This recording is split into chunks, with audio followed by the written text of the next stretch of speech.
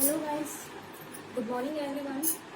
आज हम पढ़ेंगे लेसन थर्ड का part second, pollination, fertilization and development of endosperm and embryo का पार्ट सेकंड पढ़ेंगे। इससे पहले मैंने आपको बताया था सेल्फ पॉलिनेशन क्या होता है।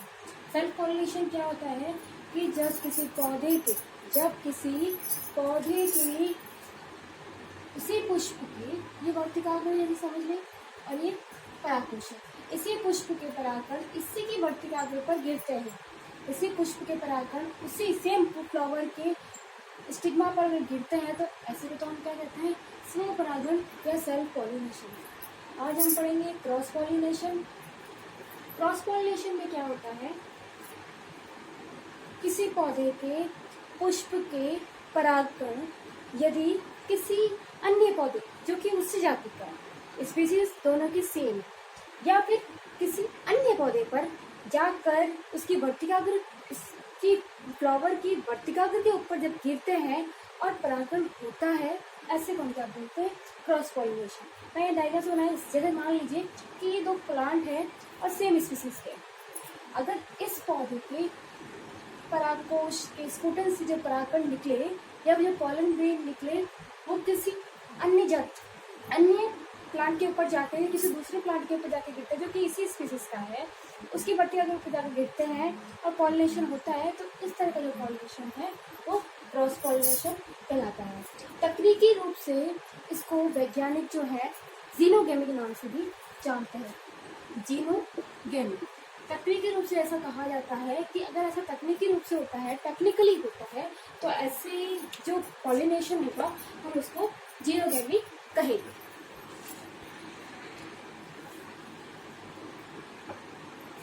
अब एडेप्टेशन ऑफ क्रॉस पॉलिनेशन या क्रॉस पॉलिनेशन में क्या क्या अनुकूलताएं होती है, या पर परागणता में ऐसे क्या क्या एडेप्टेशन होते हैं, अनुकूलताएं होती है जिससे कि इनमें पर परागण होता है।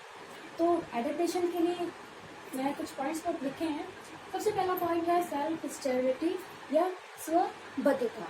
कुछ पौधे ऐसे होते हैं जिनमें मेल गैमेट भी है, फीमेल भी है, यानी कि अंडक भी है और पुंकेसर भी है। दोनों के होते हुए भी स्व परागण जो है वो नहीं होता, या तो मेल स्टेराइल होगा या फिर फीमेल गैमेट स्टेराइल होगा। तो ऐसे पौधों को क्या होता है, फिर क्रॉस पॉलिनेशन होता है। इस तरह का मैं आपको एग्जांपल बताना चाहूंगी कुछ, जैसे कि अंगूर है, पिटूरिया है आदि। नेक्स्ट है हमारा यूनिसेक्सुअलिटी या एक लिंगता। कुछ पौधे ऐसे भी होते हैं जिनमें क्या होता है कि एक लिंगी फ्लावर जो होते हैं वही लगते हैं, जैसे कि केवल मादा युग्मकोट भी, अगर किसी पौधे में कोई फ्लावर है तो केवल मादा युग्मकोट भी प्रेजेंट होगा, या केवल नर युग्मकोट भी प्रेजेंट होगा। केवल उसमें पिंकसर या परागकण का निर्माण होगा, या फिर केवल जायांग का निर्माण होगा, अंडकों का निर्माण होगा। तो फिर क्या होता है कि जब एक लिंगी पौधे है, एक लिंगी पुष्प है, तो नेचुरली की बात है कि अगर परागण होगा तो वे किसी और फ्लावर के ऊपर जाके गिरेंगे। जैसे कि कोई मैंने एक फ्लावर बनाया जिसमें केवल ये मैंने सेम स्पीसीज का प्लांट बनाया। अब इस फ्लावर पे तो केवल क्या है, पुंकेसर परागकोश जो है पुंकेसर है, और इस पे केवल वर्तिका, यानी कि फीमेल फ्लावर लगता है और ये केवल मेल फ्लावर लगता है। तो यहाँ से किसी परागण होगा इस पे, क्योंकि इसमें फीमेल गैमेटोफाइट नहीं है, तो फीमेल गैमेटोफाइट एब्सेंस है, तो इसी जाति का कोई अन्य प्लांट है जिसमें कि फीमेल गैमेटोफाइट प्रेजेंट है। तो मेल गैमेटोफाइट से जैसे परागकण रिलीज होंगे वो उस जाति के किसी अन्य पुष्प जो कि फीमेल गैमेटोफाइट है उस पर जाके परागण होंगे। तो यूनिसेक्सुअलिटी भी एक तरह का एडेप्टेशन होता है क्रॉस पॉलिनेशन के लिए प्लांट्स के अंदर। नेक्स्ट टॉपिक है हमारा डाइकोगेमी या भिन्न काल पक्वता। नाम से समझ में आ रहा होगा, डाइकोगेमी भिन्न काल पक्वता, यानी कि मेल और फीमेल गैमेटोफाइट का एक साथ में परिवर्तन नहीं होना। या तो मेल गैमेटोफाइट डेवलप हो जाएगा, जायंग बन जाएगी, और जो पुंकेसर होंगे वो बनेंगे ही नहीं, या फिर मेल गैमेटोफाइट जो पुंकेसर है वो पहले ही मैच्योर हो गए और जायंग अलग समय में मैच्योर। तो क्या होगा एडेप्टेशन, तो क्या होगा जो पॉलिनेशन है, सेल्फ पॉलिनेशन, वो नहीं होगा। तो जो पहले मैच्योर होगा तो वो तो स्टेराइल है, तो वो क्या करेगा, किसी अन्य फैमिली से जो पुंकेसर आए, परागण आए, उनको ग्रहण कर लेगा और परागण जो है वो हो जाएगा। तो ऐसे जो डाइकोगेमी जो है वो दो टाइप्स की होती है, प्रोटेंड्री एंड प्रोटोगाइमी। प्रोटेंड्री को हम पूर्वता भी कहते हैं, यानी कि पुमंग जो है उनका डेवलपमेंट पहले हो जाना, पुमंग का डेवलपमेंट पहले हो जाना, जैसे कि गुड़हल है, कपास है, सूरजमुखी है। प्रोटोगाइमी या स्त्री पूर्वता, इसमें क्या होता है कि जो स्त्री केसर है या फिर जो फीमेल गैमेटोफाइट है उसका डेवलपमेंट पहले हो जाना, जैसे कि ब्रेसिकेसी कुल के फैमिली के जो मेंबर है या फिर रोजेसी फैमिली के जो मेंबर है। इस तरह से डाइकोगेमी में यही होता है।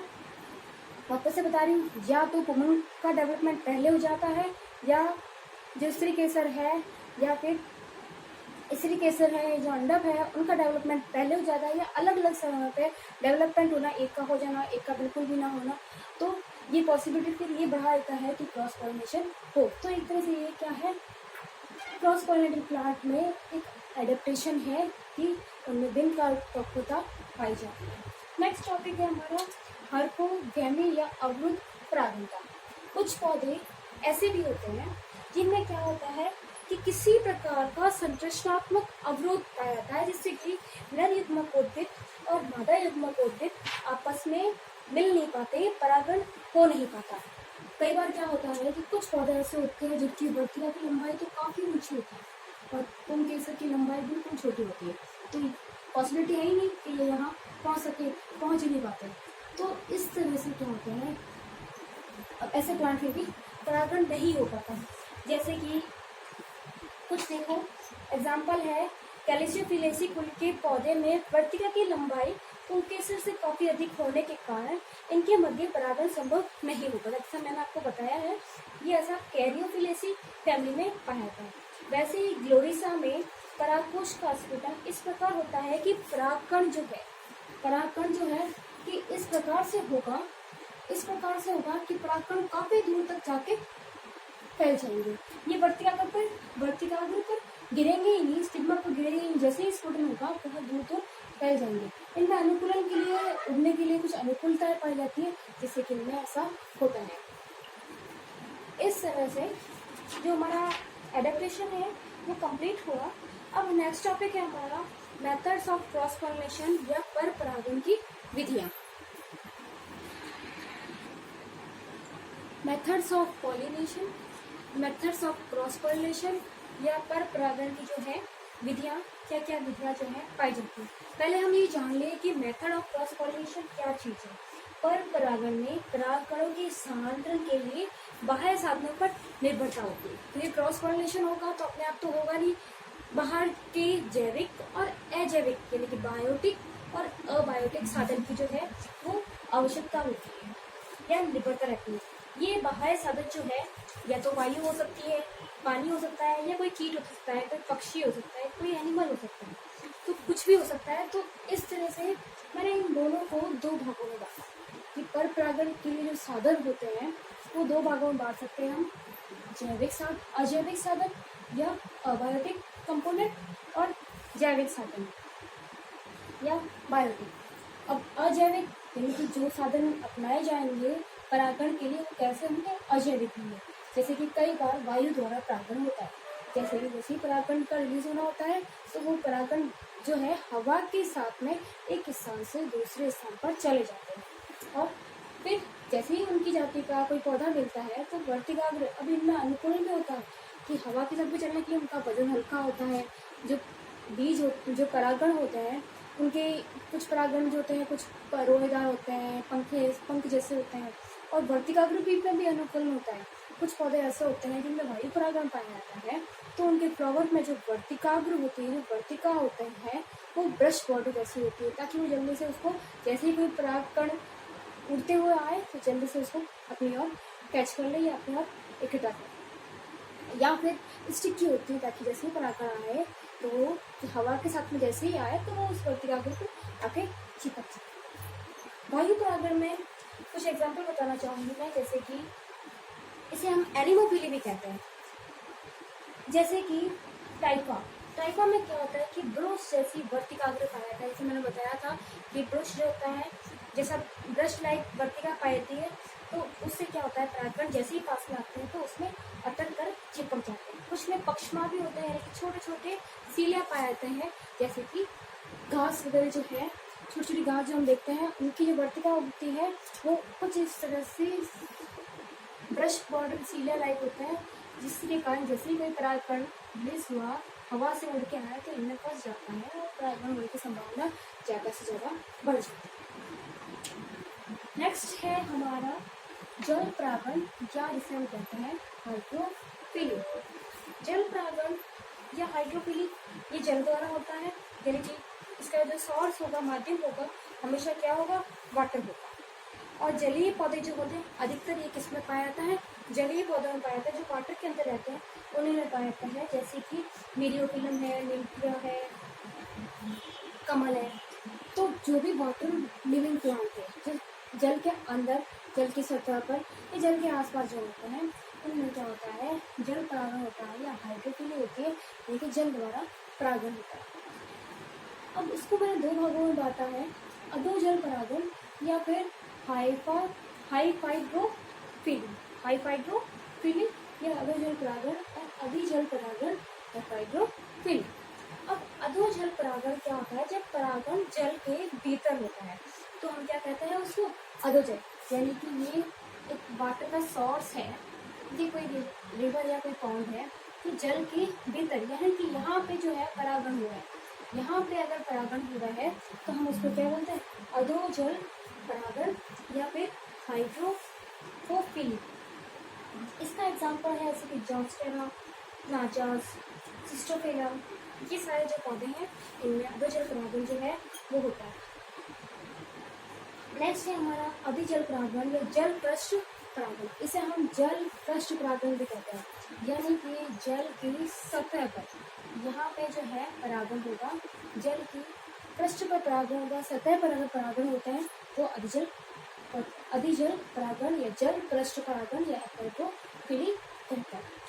अब जल पृष्ठ परागण यानी कि ये पौधे भी ऐसे ही होंगे जो जल की पृष्ठ पर पाए जाते हैं, जल के सतह पर नीचे नहीं पाए जाते हैं, जबकि ऊपर पाया जाता है, पृष्ठ पर पाया जाता है, जो तैरते, अधिकतर इसमें तैरने वाले जो पौधे हैं जो पृष्ठ पर हमेशा तैरते रहते हैं, उनमें इस तरह का परागण जो है वो देखने को मिलता है। जब जैसे कि वेलिस्नेरिया जो है इसका एक अच्छा एग्जाम्पल है। नेक्स्ट है हमारा जैविक साधन या कुछ बायोटिक कंपोनेंट होता है जिनकी सहायता से परागण होता है, तो हम उसको क्या बोलते हैं, जैविक साधन बोलते हैं। तो जैविक साधन जो है कुछ भी लिविंग हो सकता है, जैसे कि इनके जो टाइप्स हैं वो है कीट परागण, यानी कि जो कीड़े मकोड़े इंसेक्ट्स के द्वारा, मधुमक्खियों के द्वारा जो परागण होता है उसे हम क्या बोलते हैं, कीट परागण बोलते हैं। और इनमें अनुकूलन ये होता है कि जो फ्लावर्स होता है, इनके जो फ्लावर्स होते हैं वो कैसे होते हैं, फ्लावर्स अट्रैक्टिव होते हैं, अट्रैक्टिव होते हैं, साथ में ही अट्रैक्टिव इसलिए होते हैं जैसे कोई इंसेक्ट से, मधुमक्खियाँ है, कोई पतंगा है, कोई तितली है, उनको अपने वहाँ क्या कर सके, अट्रैक्ट कर सके, और एक कलरफुल होते हैं ताकि अपने आप को शो कर सके, किसी अन्य जो कीट है उनको अपने ओर अट्रैक्ट कर सके।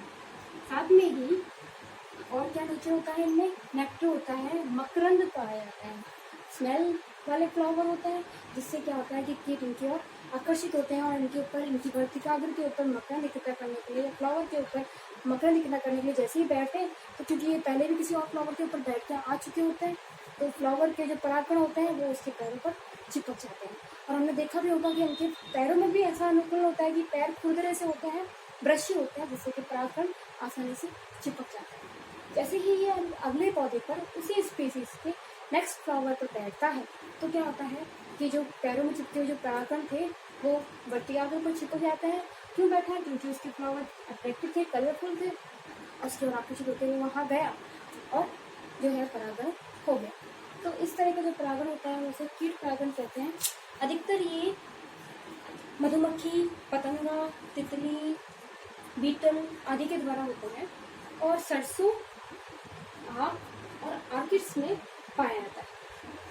नेक्स्ट है हमारा पक्षी परागण, यानी कि जो बर्ड्स के द्वारा जो परागण होता है, पक्षी परागण, या हम इसे अन्य नाम से भी जानते हैं। ये इम्पोर्टेंट भी है, ध्यान रखना पक्षी परागण को हम ऑर्निथोफिली भी कहते हैं, ऑर्निथोफिली भी कहते हैं पक्षी परागण को। इसमें अधिकतर पक्षियों द्वारा जो है वो परागण होता है। इसमें क्या होता है कि जो उष्णकटिबंधीय पौधे हैं वो क्या होता है कि उनमें कुछ एडेप्टेशन होता है। जैसे कि तंबाकू जो है उसमें प्याले नुमा फ्लावर होता है, बोतल ब्रश है, या उसमें बोतल ब्रश में हम देखते हैं कि ब्रश लाइक संरचना होती है फ्लावर की। वैसे ही एस्केरेसी फैमिली जो है उसमें पाए जाते हैं कुछ एडेप्टेशन। ये फ्लावर जो होते हैं वो आकर्षक होते हैं, मकरंद युक्त होते हैं, यानी कि इनमें क्या होता है नेक्टर, बहुत सारा नेक्टर पाया जाता है, आकर्षक होते हैं। ये इनमें भी मकरंद के कारण स्मेल आती है जिनके कारण पक्षी इनकी ओर आकर्षित नहीं होते हैं। और कुछ इनके जो परागण करता है, इनके कुछ जो पक्षी परागण इनके द्वारा पाया जाता है, जो परागण करने में सहायक होते हैं, उनमें कुछ एग्जाम्पल बताना चाहूँगी। जैसे कि हमिंग बर्ड है, घरेलू चिड़िया है, गुनगुन पक्षी है, सन बर्ड है, नेक्टरीना है। और ये पाया जाता है अधिकतर तंबाकू, बोतल ब्रश, ब्यूटिया और सेमल के पौधे में। नेक्स्ट टाइम है हमारा चमगादड़ परागण, या फिर हम इसे अन्य नाम से जानते हैं कैरोटोफिली,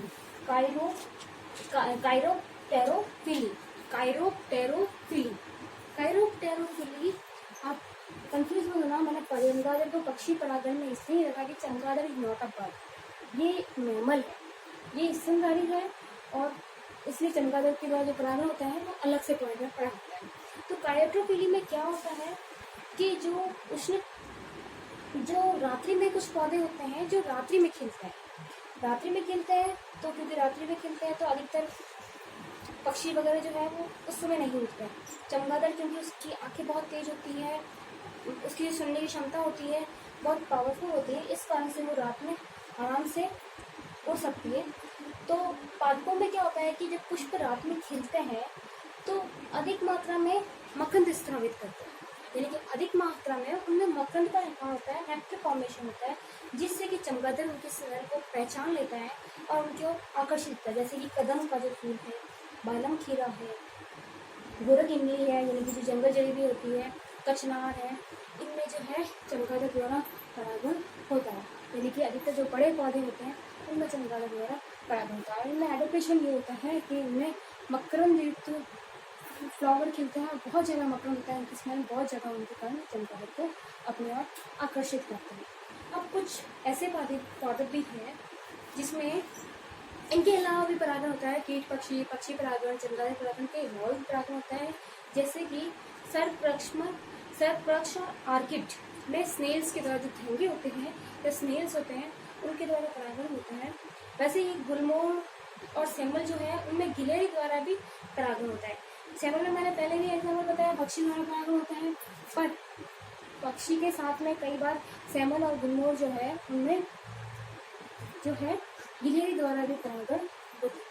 तो इस तरह से परागण जो था, मेथड्स ऑफ क्रॉस पॉलिनेशन में किस तरह से परागण होता है वो हम पढ़ चुके हैं। नेक्स्ट टॉपिक में हम पढ़ेंगे इनकैपेबिलिटी या असंगतता, क्योंकि ये सारा सब कुछ होने के बाद भी क्या असंगतताएं पाई जाती है, क्या इनकैपेबिलिटी पाई जाती है। नेक्स्ट वीडियो में पढ़ेंगे। Thank you, have a nice day.